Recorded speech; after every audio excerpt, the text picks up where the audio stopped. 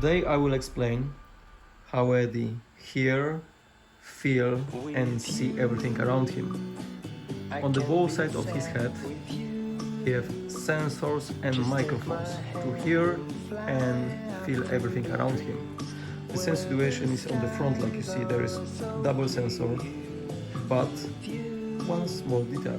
You see the two cameras. The bottom one is just modified GoPro, so he will use this soon, but the most interesting thing is the small camera in his left eye. It's a neural network system camera. So let's see what EDDiE sees just right now.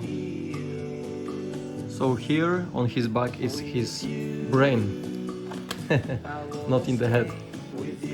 So let's look on that what EDDiE see. It's too dark here. Light on. EDDiE, look left. What we have here on my left side. EDDiE, look right. Right side. I see. EDDiE, look ahead.